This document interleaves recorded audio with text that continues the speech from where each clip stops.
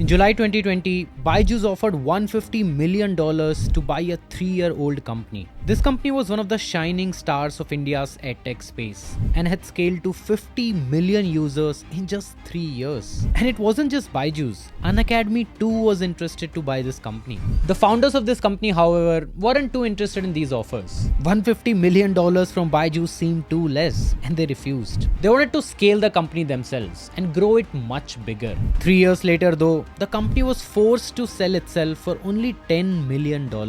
This is the story of Doubtnut, its rapid rise and then fall. And what can we as future entrepreneurs learn from this? All of this in this video.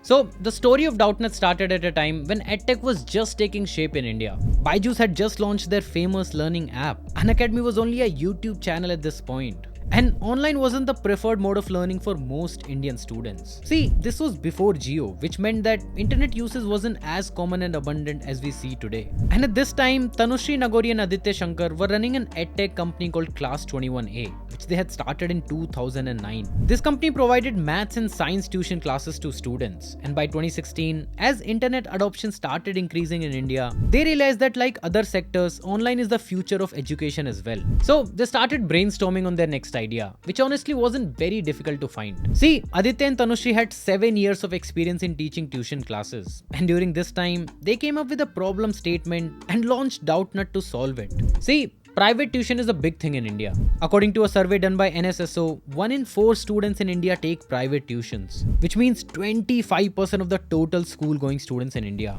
That's a big number. And during these tuitions, almost 70% of the time is spent on clearing doubts. Basically, students learn new things in school and go to tuitions to revise it and ask their doubts. So, what if there is an app which solved all of your doubts just like your tuition teacher does? And this was the idea behind Doubtnut. Initially, students were required to click a picture of any question from a book and then upload it on Doubtnut. And the team at Doubtnut hired hundreds of engineering graduates and toppers to answer these doubts. They slowly started to compile the most commonly asked questions and started automating their answers. Basically, someone would record a voiceover of the solution and then the app will give it instantly to students. This was a breakthrough product for Indian students, and within no time, Doubtnut was counted among the top edtechs in India. By the time COVID hit in 2020, Doubtnut had 13 million users using its platform and had already raised close to $20 million in funding. And like other edtech companies, COVID proved to be a period of high growth for Doubtnut as well. They raised their biggest funding round during the COVID, worth $31 million,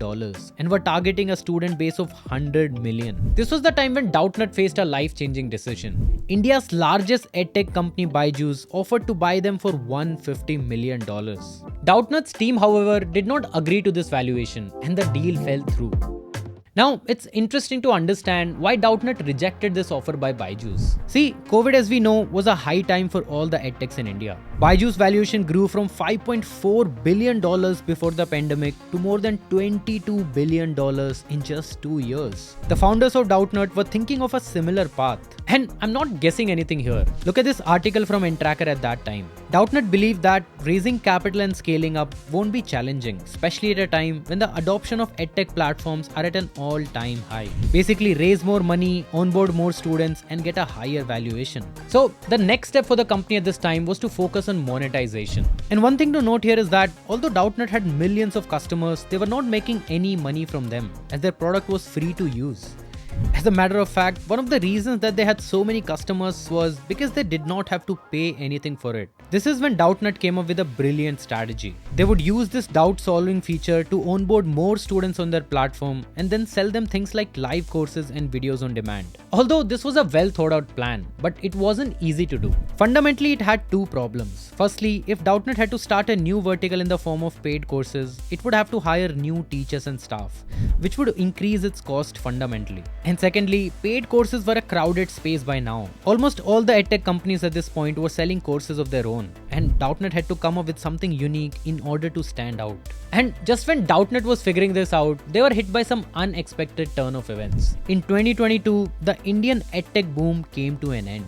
The bubble that had formed due to pandemic-led demand had bursted. Schools had reopened by now, and the adoption of online education products had come crashing down. This combined with various controversies, mainly around BYJU'S, meant that people now were suspicious of this whole space. And because of this, no new investor wanted to touch the edtech space in India. This made it harder for Doubtnut to raise new money. Another issue Doubtnut faced was AI. The arrival of tools like ChatGPT meant that students now had many more options for doubt solving. This video by AI.overpowered was posted in July 2023, where Varun Maya talks about how ChatGPT can be used as Doubtnut. This meant that Doubtnut had lost its edge.